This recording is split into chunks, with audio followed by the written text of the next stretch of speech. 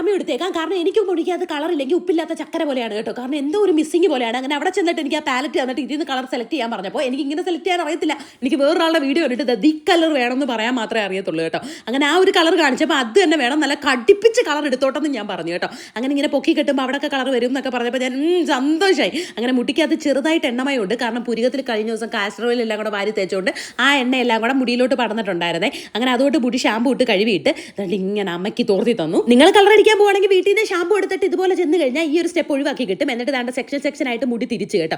എന്നിട്ട് കടിയോടടി ഈ കോഴിക്കുഞ്ഞിന് കളർ അടിക്കുന്ന പോലെയാണ് ഈ ഒരു സമയത്ത് നമ്മളവിടെ വെയിറ്റ് ചെയ്തിരിക്കണം. നമുക്ക് ഇഷ്ടമുള്ള കാര്യങ്ങൾ ഗെയിം കളിച്ചോ എന്തുകൊണ്ടോ ഇരിക്കാം. അങ്ങനെ കുറേ നേരം ഞാൻ അവിടെ നിന്ന് ചുടാൻ വേണ്ടി വെച്ച് കേട്ടോ. മോളിൽ ഇങ്ങനെ ഒരു സൂര്യൻ്റെ കിരണം തട്ടുന്നുണ്ടായിരുന്നു. അങ്ങനെ ഒരു 40 മിനിറ്റ് കഴിഞ്ഞപ്പോൾ ദാണ്ട കഴുകാണ് കേട്ടോ. കഴുകി അങ്ങോട്ട് ഇറക്കി കഴിഞ്ഞപ്പോഴത്തേക്കും എനിക്ക് നിറമൊന്നും കാണുന്നില്ല. എൻ്റെ മനസ്സിൽ ഇങ്ങനെ അയ്യമ്മ ഫ്ലോപ്പായോ ദൈവമേ എന്ന് വിചാരിച്ചോണ്ടാട്ടോ. അങ്ങനെ ഉണക്കിയെല്ലാം കഴിഞ്ഞപ്പോഴത്തേക്ക് ചെറുതായിട്ട് നിറം തെളിഞ്ഞു വരുന്നുണ്ട് കേട്ടോ. ഇനിയിപ്പോൾ ഒരു മാസം കഴിയുമ്പോൾ ഇതൊന്നും കൂടെ നിറം വ്യത്യാസം വരും. അതങ്ങനെയാണ്. അപ്പോൾ ഞാൻ ഉള്ള നിറം നിങ്ങളെ കാണിച്ചു തരാം. മറ്റൊരു മഴവില്ലടിക്കാൻ പോയതാണ്. കാരണം ഒരു ദിവസം ഗുരുവായൂർ അമ്പലത്തിൽ അച്ഛൻ തൊഴാൻ പോയപ്പോൾ അവിടെ ഒരു കൊച്ചിൻ്റെ തലയിൽ മഴവില്ലിൻ്റെ കളർന്ന് അയ്യോ എന്ത് ഭംഗിയാന്ന് അച്ഛൻ പറഞ്ഞു കേട്ടോ. ഞാൻ പറഞ്ഞ അച്ഛൻ്റെ ഭാര്യയ്ക്ക് അയച്ചു കൊടുത്തോളാം, അല്ല അടിച്ചു കൊടുത്തോളാം. ഇത് പിന്നെ ഞാൻ ഇന്നലെ തുടങ്ങിയ സാരമല്ല. ആദ്യമൊന്നും അച്ഛനൊന്ന് കണ്ണിന് കണ്ടുകൂടായിരുന്നു കേട്ടോ. പിന്നെ ഇപ്പോൾ കണ്ട് ശീലമായെന്ന് പറയുന്ന പോലെ ഞാനിങ്ങനെ അടിച്ചുകൊണ്ടേ ഇരിക്കും. അവസാനം ഞാൻ മുട്ടച്ചയാവുന്നതാണ് അച്ഛൻ പറയുന്നത്. അയ്യോ ആവുന്നതിന് മുമ്പ് ഞാൻ പെട്ടെന്ന് എൻ്റെ കളറൊക്കെ അടിച്ച് സൂയിക്കട്ടെന്നാണ് ഞാനും വിചാരിക്കുന്നത്.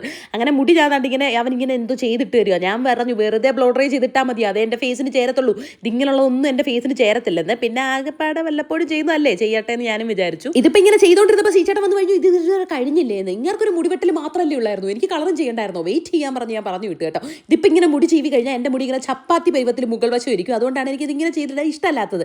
അതുകൊണ്ട് സീച്ചേട്ടനും എന്നെ കളിയാക്കും, ഉള്ള മുടി കൊണ്ടേ കുളവാക്കിയെന്നും പറഞ്ഞ്. ഇനിയിപ്പോൾ ഇതൊന്ന് നനച്ച് കഴിഞ്ഞാൽ തീരാവുന്ന പ്രശ്നമേ ഉള്ളൂ. ഇതായിരുന്നു കേട്ടോ കളറ്. കുഴപ്പമില്ല, തെളിഞ്ഞ് വരുമായിരിക്കും. എന്നാലും കളർ വരാത്ത വിഷമം എൻ്റെ കണ്ണിൽ നിങ്ങൾ കാണുന്നില്ലല്ലോ അല്ലേ. ഞാനത് കണ്ണിൽ ഒളിപ്പിച്ച് വെച്ചേക്കാണ്. അപ്പോൾ അത്രേ ഉള്ളൂ മക്കളെ. ടാറ്റാ ബൈ, സീ യു.